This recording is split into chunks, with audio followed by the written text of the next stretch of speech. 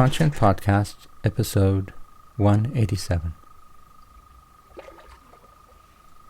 Author and environmental communicator Alice Irene Whittaker.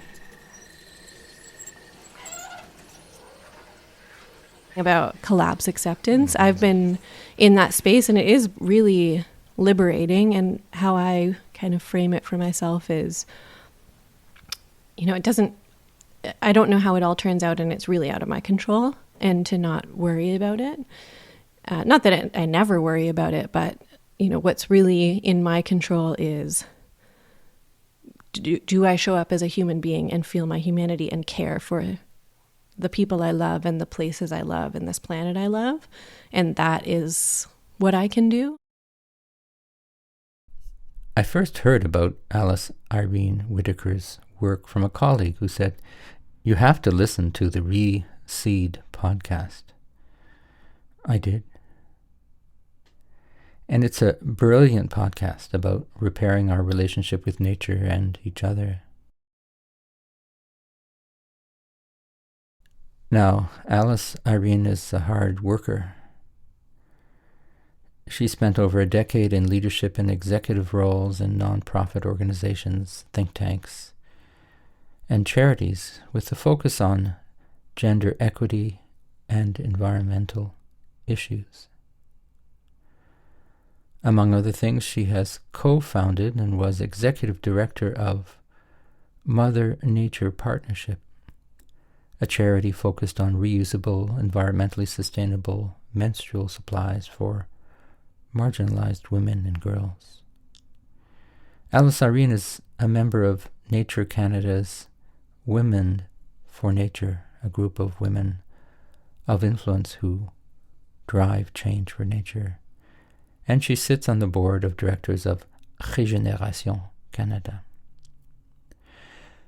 As you'll hear during our conversation, in a previous life, Alice Irene was a professional dancer and contemporary dance choreographer. I bet she still is, in her own way.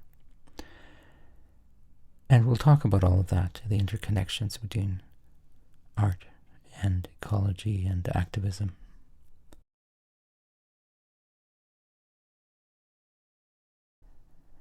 Just a quick heads up that this episode is going to be a two-parter because she has a book coming out called Homing, A Quest to Care for Myself and the Earth. It's from Freehand Books, and it's coming out on September 3rd, 2024. So I wanted to have a separate conversation with Alice Irene about the book, which I will read in the meantime. But she does talk a bit about it in this first conversation. And to give you an idea, the book is about care, motherhood, healing, faltering, and searching for ways to live during breakdown.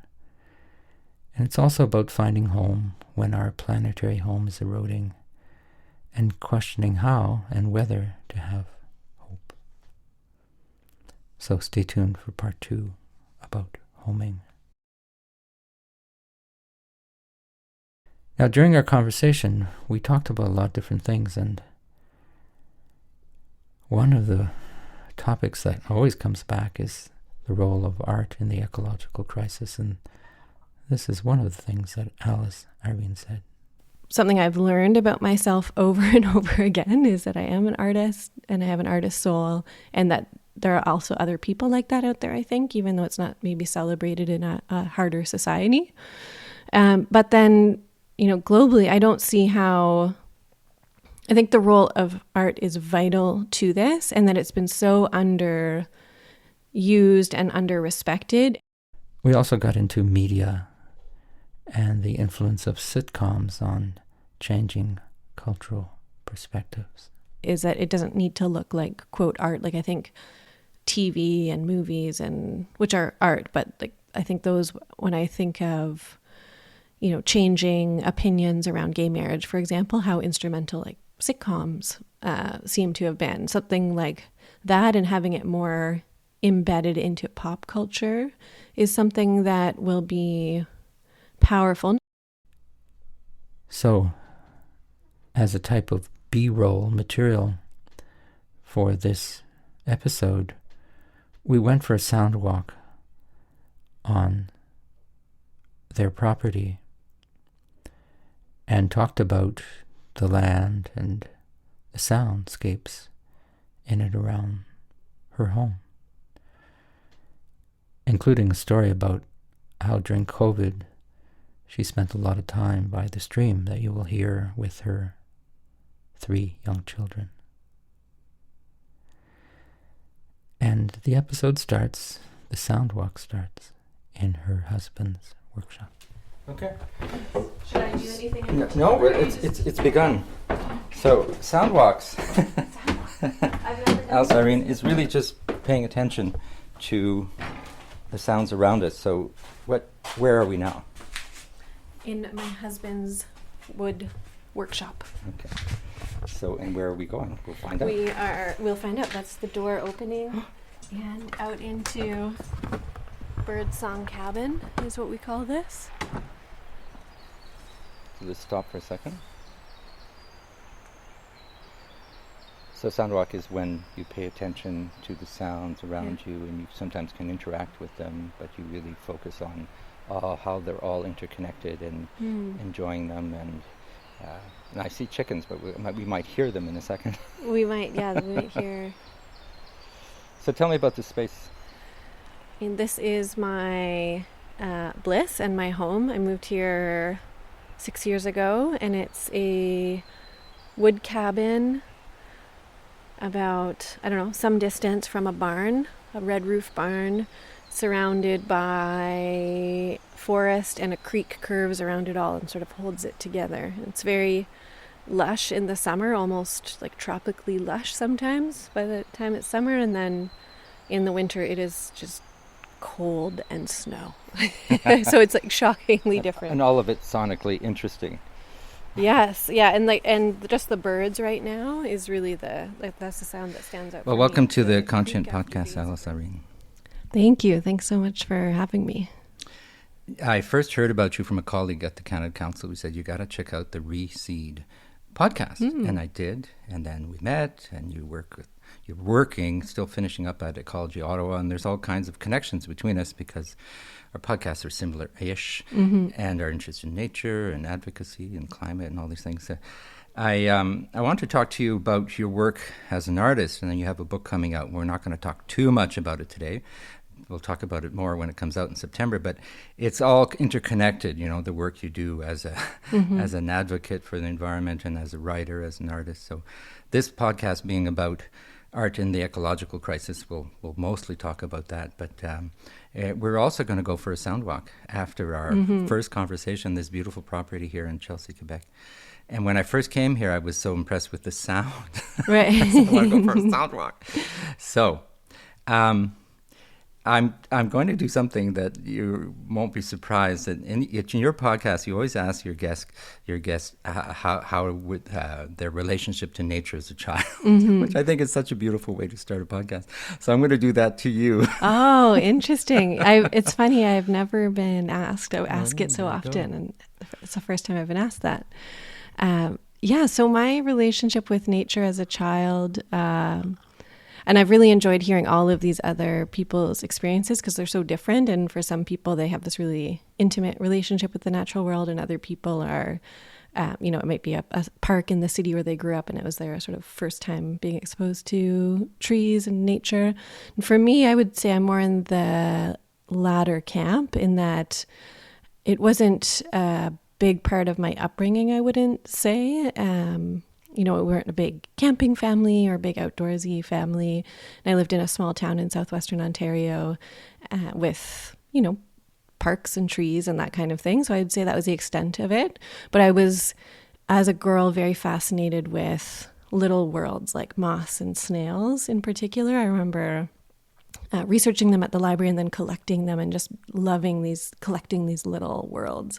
And so that was sort of my entry. And then there was this cottage, my aunt's cottage, we'd go to in Muskoka every summer for a few days, and that would really be where, for me, it started.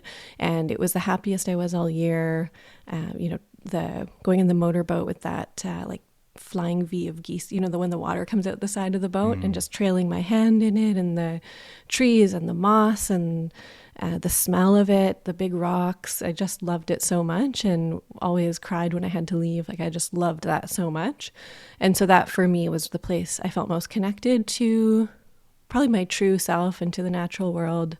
And I didn't really rekindle that until much later in my 20s, when I would, after that cottage had been sold and I hadn't been there for a long time, would travel around to different places. I solo traveled around the world, and that's when I found that I would just go and visit trees. It doesn't matter if I was in Kenya or Scotland, I would go find trees. And so that was when I reconnected, I'd say. Mm-hmm. And what is your training then? When you went to school, what did you study? I studied dance, performance. Nice. Yes. So I studied dance, which is incredibly intense. Like anyone who's been through dance conservatory training or ballet school, it's a really intense world and very different than other university experiences.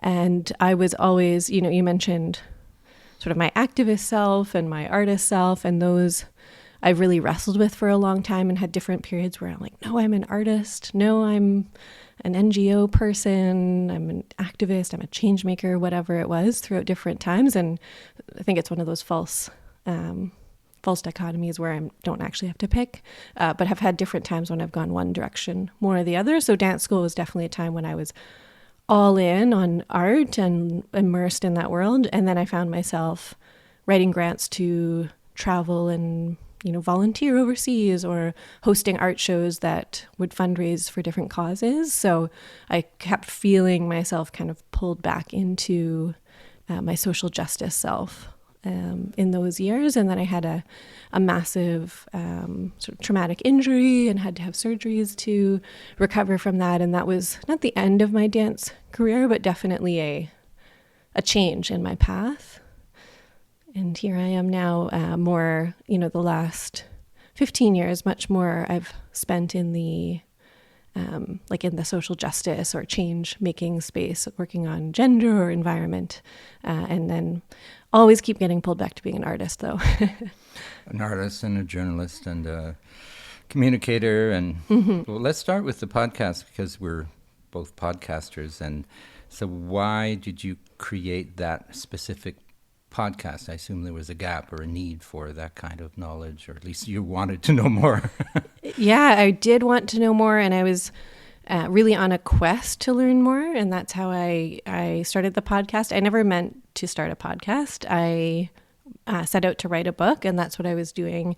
And I was interviewing fascinating people, and I'm a bit, as you can probably tell, a little introverted and quiet, and then didn't expect to enjoy talking with people. But I found when I went and visit someone in their barn and I'm having this deep conversation for an hour, that I really enjoyed that kind of conversation.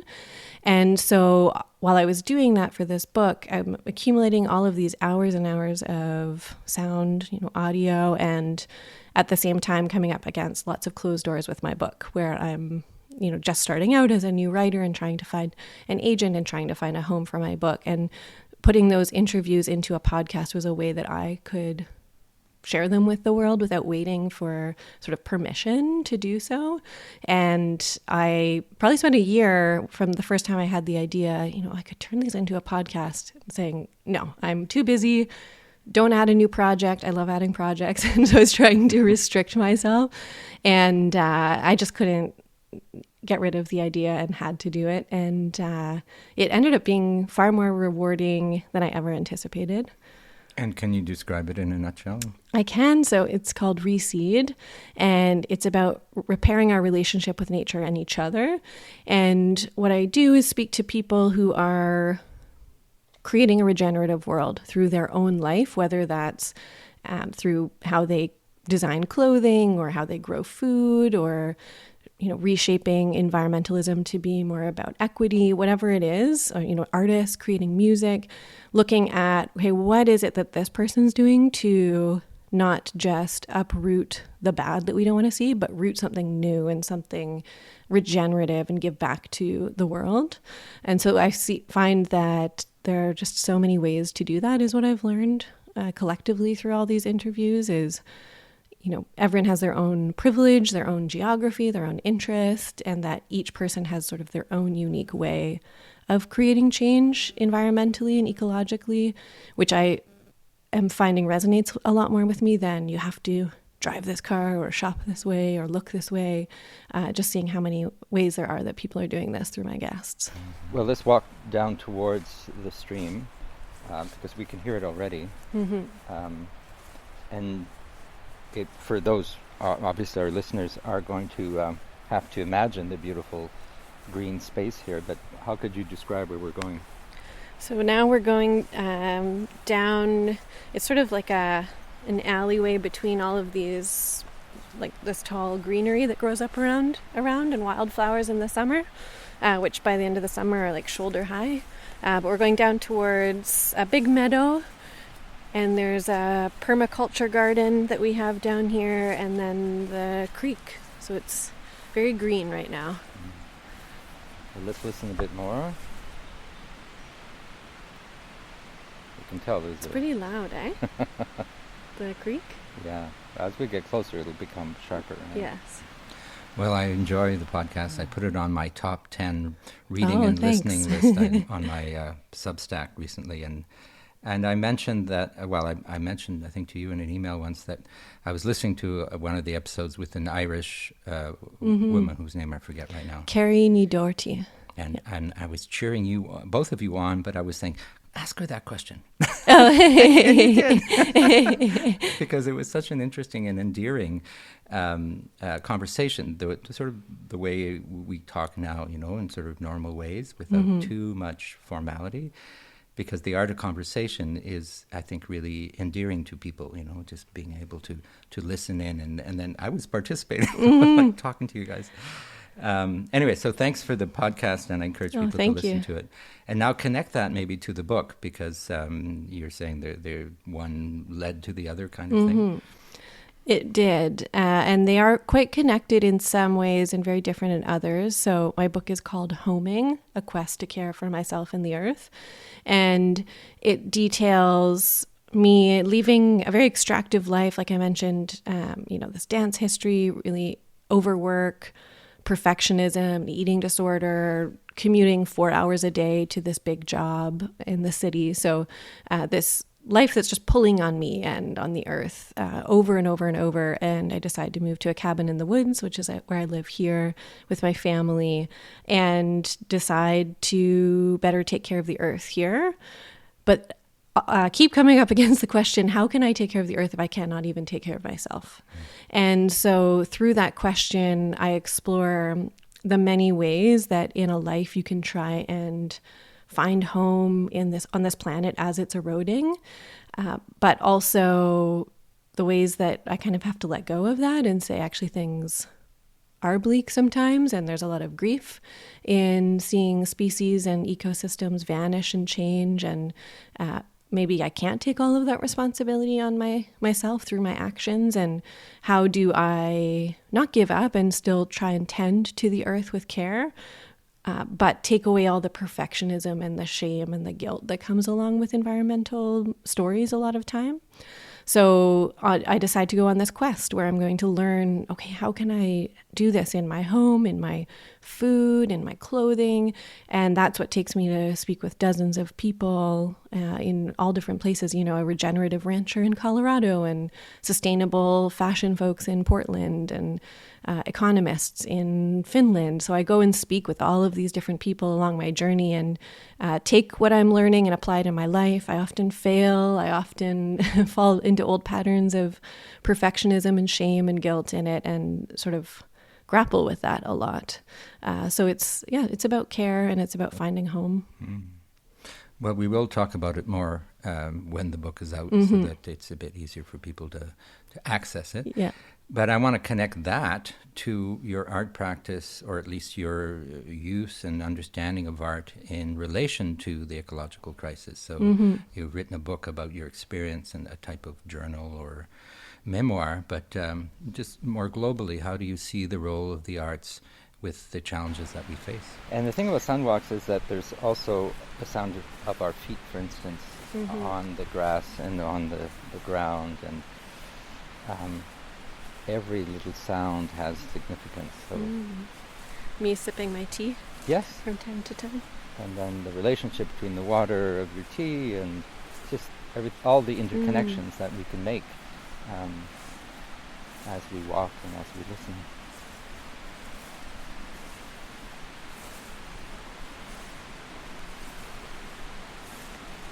Yeah, I like our feet going through the grass, the clover.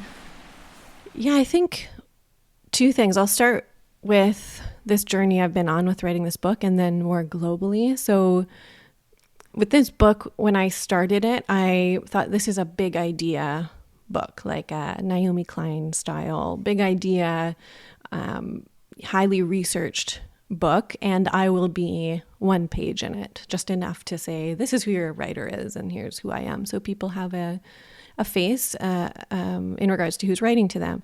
And as it went, painstakingly, more and more, and through feedback, like, well, what do you think about it? It's like you asking me about my experience with nature as a child. I've asked 60 people that question, but I haven't answered it. You have now. Yeah. So it was uncomfortable, and was this more fact-based book. And in the end, it's very literary, it's very artistic, it's very personal. And I think that is the true story, and that's the true me, is like a very sensitive, very sensitive, emotive person who's been trying to be so credible and professional and hardworking and all of those things. So a lot of uncovering that in my own life has led to a more artistic book, which is something that feels more vulnerable, but also more true to me.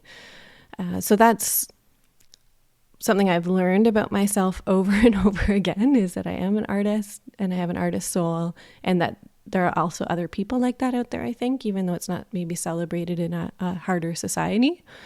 But then, globally, I don't see how.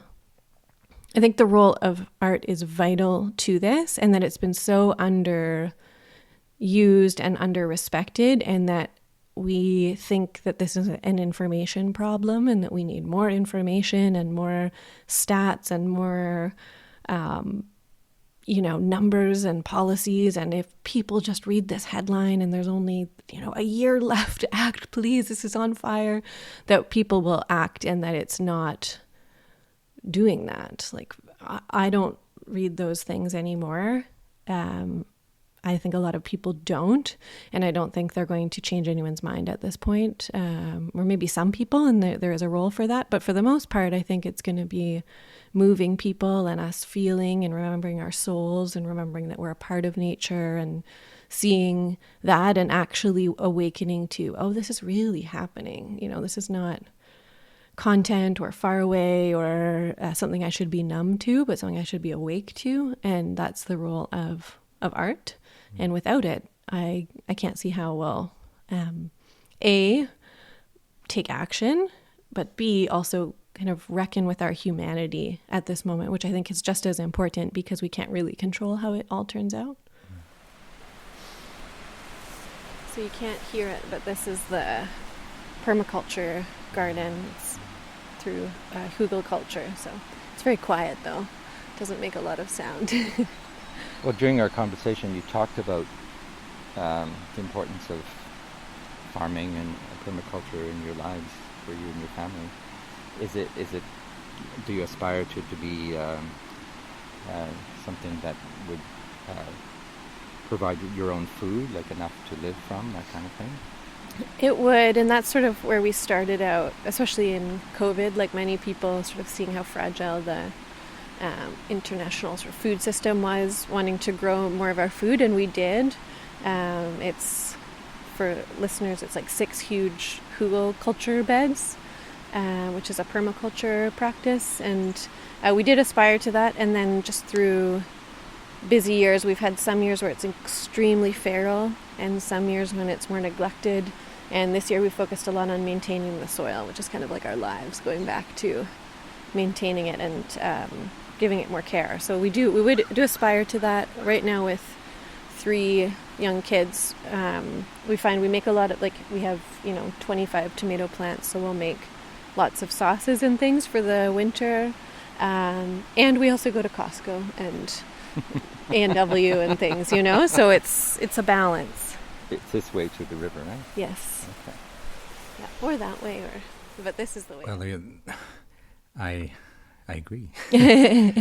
But I don't know that more art about climate or more art about the issues is necessarily the way to go, though that's always welcome because artists are free to do whatever they feel. But I think the artistic experience in terms of the moment that we're in, right, can be very powerful, and be it an installation or a book or I think podcasting. I get moved by voices and not necessarily what they're saying, but how they're saying it. There was a journalist on the New York Times who was doing I get emotional just thinking about it. An interview about the collapse, or the beginning of the collapse of the American insurance system industry because of climate change, and at the end she just said, "Well, this is terrible." Right. As a journalist, I can't help but say, thank you very much for bringing this news. But there was a tone of voice that was really both courageous and troubling, So that I pick up on that. And I think art, even if it's not about the environment, artists are so able to get in between the lines and into our hearts and into making us feel. And then when we start feeling, we realize that there's so much to protect and so much to mourn, as you said. So what about the bigger picture? Well, you've talked about it, but I mean, what do you think artists, what more can we do? I mean, artists are creating a lot of work already. I think one is we all have our own worldviews and frames that we're seeing this through, and not needing to reach everyone. I think connecting powerfully with a smaller group of people and connecting with them in the real world whenever possible is something, rather than trying to have this huge reach that's going to change all these hearts and minds. I think giving up on that a little bit in a liberating way is something that we can do. And then I think also maybe related is that it doesn't need to look like quote art. I think TV and movies, and which are art, but I think those, when I think of changing opinions around gay marriage, for example, how instrumental sitcoms seem to have been, something like that, and having it more embedded into pop culture is something that will be powerful. Not that every artist has the ability to access that world, but just opening our mind to what that art will look like, and that it'll be different for different people.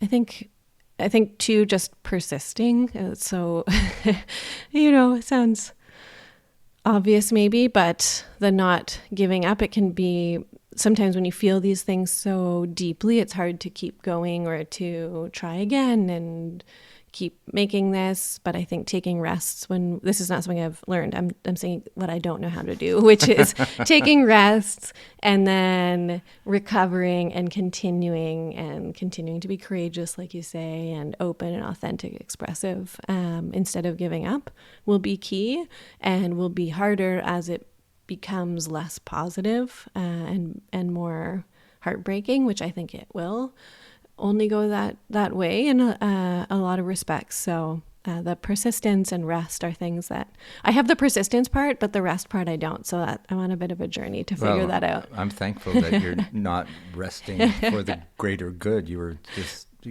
completing a term as executive director of Ecology Ottawa, and as an Ottawa resident, I really appreciate your leadership there. Oh, thank you. Lots of innovation and bringing together of community, and now there's somebody going to pick up the mantle.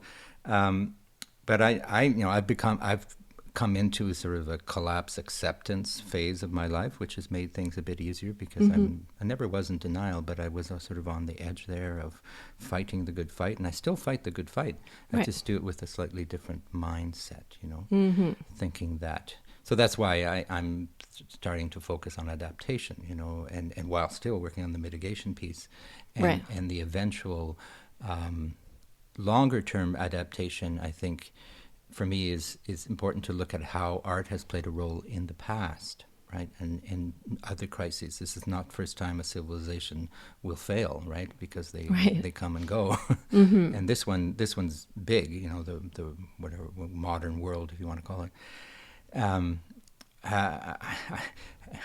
I'm wondering if you have examples of how art has made a difference either in your life or in the past that we can sort of look to and say, well, you know, art did that. Right. But this is the way I like. Well, I'm hearing crows. Of course, there's all kinds of, Mm-hmm. depending on the time of day, I assume, the bird life around here. Mm-hmm. Yeah, crows, ravens, hummingbirds, woodpeckers. They're good for. Sometimes that barn that we just walked out of, woodpecker will come during mating season and hit on the barn over and over during meetings, which is pretty fun. Calling you. Yes, Take exactly. a break, Alice Yes, Irene. yeah, come outside, exactly. Take a break. You're working too hard. Yes. Yeah, I think one year we counted in 1 year, I think there were like 30 birds that we saw, like 30 species of birds that we saw around here. So now we're going through sort of a lush part along the side of the creek, which is a lot of ferns, and my favorite tree in the world, which is a cedar tree with sort of 2 trunks and moss up a few feet, and the creek, as you can hear. So there's been days of rain, so it's quite rushing right now. Let's dare to come get closer. Yes. It will fill this sound and with its lusciousness. Yes, I love it. I mean, I think art makes life worth living, like in terms of being a human being. Like, I don't know if I have an example of like this, like I mentioned, you know, sitcoms and gay marriage. I think there are examples like that, but I think just making life worth living, like what would that have been like hundreds of years ago when music is playing in a city and everyone gathers, or in a religious place, and you feel your humanity, and just that, like that, you know, that you could weep or laugh or what have you, and feel that because of something someone created, and the fact that people keep doing it through the hardest of circumstances is because it's innate to us all. So I think it's just necessary for our existence. I don't know whether that makes it better or worse, but just to express it, and I think all the more so in hard times. Like I think of poetry and how people turn to it in hard times, and I find I really enjoy poetry these days, and I think it's because it's a counterpoint to all the information. Like it's not information, and it's not really on my phone where I read it, and I think I really enjoy that. So that's something I've found healing, and helps me kind of process things in a different way. But what you were saying about, like, you know, what did you say? Collapse acceptance. I've been in that space, and it is really liberating. And how I kind of frame it for myself is, you know, I don't know how it all turns out, and it's really out of my control, and to not worry about it. Not that I never worry about it, but, you know, what's really in my control is, do I show up as a human being and feel my humanity and care for the people I love and the places I love and this planet I love? And that is what I can do, and what that looks like is outside of my control. And that's really been helpful for me, because I think so often we fall into doom around this, because it's, you know, well, why do that? Because it's not going to make a big difference, and we're still going to see all, you know, the GHGs climb, and the fires rage, and the floods. We'll see all of that. And I feel like, yes, and when someone is sick that you love, you show up for them because it's worth it, and because you love them. And so that's more where I've been, which sounds a bit nihilistic, but it's actually been really liberating for me. And the sound of the ferns, maybe they're pretty lush.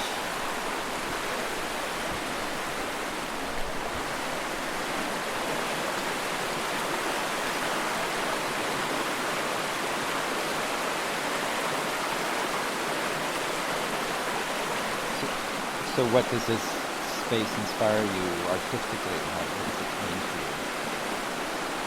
you? This space, so the creek, it's funny, when I moved here, I knew that I was in love with forests, but did not realize how being close to the water in the creek would be so nourishing. So it's almost like in writing, I think the creek became sort of one of the characters in the book. In particular, I have one chapter in which I go into childbirth with my third child, and I spent a lot of that labor just walking along this creek and standing in the middle of it with a tea like this, and the same waters or different waters moving through it. So this creek was the site of childbirth on a Friday the 13th. So that was very, like, it was just the place I wanted to be, you know. So and then I found, particularly during COVID, we are so lucky with many people had to stay, you know, have such small footprints, and we have this beautiful space. So I had 3 kids, 4 and under, in COVID, so it's a lot of kids, little toddlers, and so we would come down and just spend ages by the creek. So it was inspiring, but also just sort of a backbone of my life, I felt, the last few years. We should write a book about this. There you go. I did. Collapse acceptance. No, but I think your book talks about your journey into these in and out of the various jobs you've done, but also the different headspaces. I mean, I've read the book, of course, by Will. But so what's next, Alice Irene? What's next? So slowing down, it sounds like. Yes, I'm really, really in a big transition point, which only just hit me today, I think. So I'm coming to the end of this job that's been a real honor of leading Ecology Ottawa, so an advocacy organization, and I'm going to be focusing a lot more on my artist self, on my writer self, on this book, and really I've written it, as I was saying to you earlier, like on my lap in cars and on scraps of paper and on my phone, on the notes app on my phone, and here, there, and everywhere. And I am really excited to write in daylight hours and work on my podcast in daylight hours, because it's normally been at night and on the weekends, and it's come at the expense of my health and my well-being. And going back to my quest, which is about taking care of myself, I haven't been doing that. I've been saying it matters to me, and I've been learning about it, and I haven't been doing it really to an extreme degree. So that's what I'm about to do, is learn how to do that more, and writing. So I'm going to focus on this book, but I have other ideas that I'm already playing with, and things you don't know about yet when you have more space in your head. Exactly. Just arrive, right? Yeah, exactly. And just processing the last few years. But I do over the summer want to just spend a lot of time with my kids. Also, my beloved 3 kids, and do, the things really why I live here, which is walking through the forest and sitting by the creek and writing outside and gardening. That's the thing I'm most excited about, gardening in our permaculture garden. And those are things that right now I'm just stealing time to do in these little, shards of time. And so that's what I'm most excited about, is being a writer and a mother and a gardener. So let's walk back to the house. Water, of course, is a fabulous source for sound, whether it's in rain form or rivers or splashing. It's just endlessly fascinating. But I also love transitions. As we move away, it just naturally filters away, and we come back into a quieter space. And then actually, when I first arrived, there was a lot of wind in the trees, and now it's all calm. Mm-hmm. And there's a robin over there on the fence. Yeah. I've gotten really excited about local. I was telling you about this Rideau Community Hub and how community arts and all these things are combining. We really have to live somewhere and be part of of community life, especially when you have a bit more time like I do now. We're going to go for a walk in a minute. I would love that. But I always end, as I stole this idea from Kamea Shane from Green Dreamers. Oh, she always yes, asks her guests at the end, what are you reading, what are you watching that could be shared? She says it better than that, but I'm going to ask you, if anything that you want to share that you're reading or excited about. Yes, and this is a dangerous question because I am, I have ADHD and I'm usually reading like 15 books, like no joke. Like I love like little tiny bits, so it's a bit chaotic, but I love books, and I just finished my bibliography for my book, and I have out in our living room stacks of books, like 50 books, and those are just the real world ones with, 40 little tabs in each one. So this is a very dangerous question, but I'd say the books in particular that have stood out for me the most are, Mary Oliver poetry. I read over and over and never stop finding very nourishing and beautiful, and it reassures me that you can be soft and soft in this world. And the poem Wild Geese in particular, I recite every day at different points to myself. Just, you do not have to be good. You do not have to crawl on your knees 100 miles through the desert repenting. You just have to let your animal body love what it loves and feel yourself in the family of things. Like, that's paraphrasing, but that poem it speaks to me more than any other. And I say, as I'm trying so hard to be good, I say to myself, you do not have to be good. Just have to be present in a way. Yes, yeah, exactly. Like the family of things, and let yourself love what it loves. Then J. Drew Lanham, his poetry as well, I love, and I have a new one that I've just started. Joy is the Justice We Give Ourselves, his new poetry anthology. And poetry collection rather. And I really love nonfiction. So any stories of people like wilding, I always mention, but it's by Isabella Tree, and it's about rewilding her farm in the United Kingdom. And that one for me is, there's this beauty of birds returning that haven't been there for decades. And you just realize how fast these changes can come about, the positive changes when we bring animals back, or we steward places with with an idea of rewilding them. And you can see how humans really are a force for good, and that the changes are fast, like the soil, the birds, the species, the trees. So that for me has been a book that I loved, and I really like that mix of information and art. Works really well for my brain.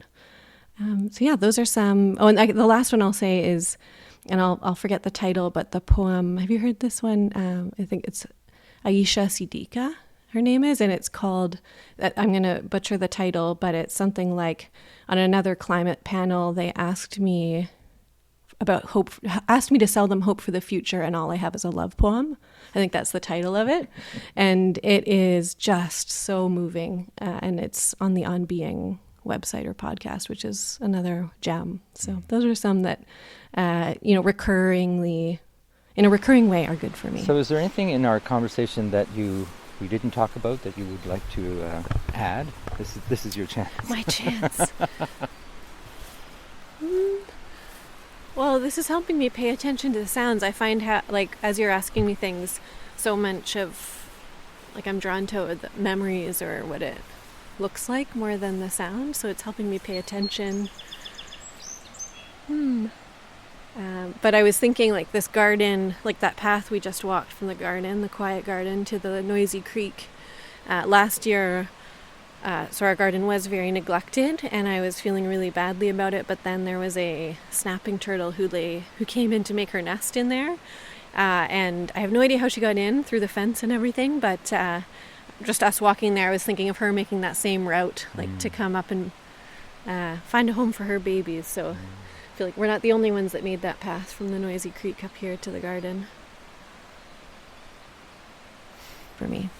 Well, I'll put all of those in the episode notes, and I'm sure that when people read your book, they'll look at the bibliography and see all of the works that inspired you and that you resourced or you sourced for your book, and that'll be very helpful. They'll have enough reading for years. Thank you so much, Alice Irene. Thank you for having me. Well, when I first came here, I was impressed that it's so close to the city of Ottawa and Gatineau, and yet it's quite isolated and pristine, right? Mm-hmm. You have a river on your property, and you look after the trees, and your studio here is just like gently nestled into the landscape. Mm-hmm. So.